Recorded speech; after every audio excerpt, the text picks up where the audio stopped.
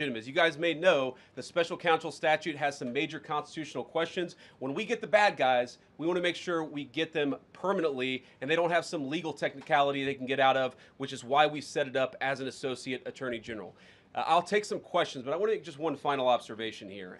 When I was actually walking out here, somebody sent me a photo of a CNN headline about what happened in Minneapolis. And this is the headline. I'm just going to read it.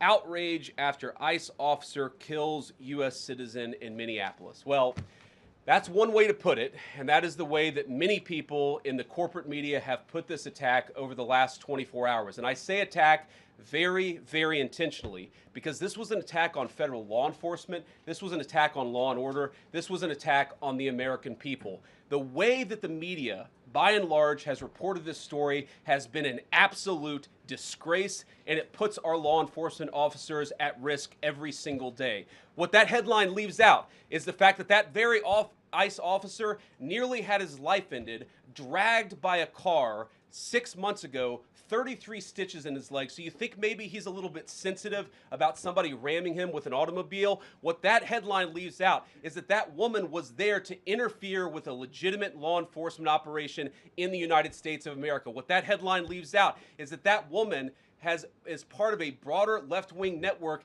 to attack, to dox, to assault, and to make it impossible for our ICE officers to do their job. If the media wants to tell the truth, they ought to tell the truth that a group of left-wing radicals have been working tirelessly, sometimes using domestic terror techniques to try to make it impossible for the President of the United States to do what the American people elected him to do, which is enforce our immigration laws. The President stands with ICE. I stand with ICE. We stand with all of our law enforcement officers. And part of that is recognizing that you people in the media, not everybody in this room, but many people in this room have been lying about this attack. She was trying to ram this guy with her car. He shot back. He defended himself. He's already been seriously wounded in law enforcement operations before, and everybody who's been repeating the lie that this is some innocent woman who was out for a drive in Minneapolis when a law enforcement officer shot at her, you should be ashamed of yourselves. Every single one of you. Questions? Thank you, Mr. Vice President. I wanted to read a quote from Tim Walz earlier today. He said, "When things looked bleak, it was Minnesota's first that held the line for the nation on July 3rd, 1863, and I think we may be in that moment now." Can you comment on his rhetoric and Mayor Jacob Frey and whether they want to see unrest in Minneapolis? Well, that's very tough rhetoric from a guy who just quit because his fraudulent activities have been uncovered. Look, Tim Walz is a joke. His entire administration has been a joke. The idea that he's some sort of freedom fighter, he's not. He's a guy who has enabled fraud and maybe, in fact, has participated in fraud. That's what this new Assistant Attorney General position is going to find out. I don't care what Tim Walz says. I care about getting to the bottom of this fraud for the American people, and I care about enforcing the nation's immigration laws. That's what we're going to stay focused on. Yeah. Unrelated question here. I mean, Democrats have accused ICE of murder. They've said they're targeting Americans. They've told ICE to get the F out of Minnesota. This is going to stoke the fire against ICE agents. And you're talking about ICE agents right now and being concerned about them. What, if anything, is the administration going to do to make sure these folks are protected during these protests? But also, should DHS sort of revisit their procedures here? I mean, nobody wants to see an American killed. Are there changes that need to be made to make sure something like this doesn't happen again? Look, first of all, of course, nobody wants an American citizen to be killed. This is absolutely a tragedy, but it's a tragedy of the making of the far left. They have radicalized a very small segment of the population, taught them that ICE agents are engaging in wide-scale violation of people's rights. What our ICE officers are doing is deporting the millions of criminal aliens that were let in during the Biden administration. So number one, we have to say, as a matter of leadership, and I would appreciate if the Democrats would join me on this, let's be honest about the fact that we have way too many illegal aliens in this country. Our ICE officers should be supported in doing their job. You're trying to actually marshal the far left lunatic fringe to engage in doxing, to try to make it impossible for them to enforce the law, and in some cases actually to engage in acts of domestic terrorism against our law enforcement officers. When you talk about different plans, different protocols, different policies, I forget exactly how you asked the question. Here's the simple fact.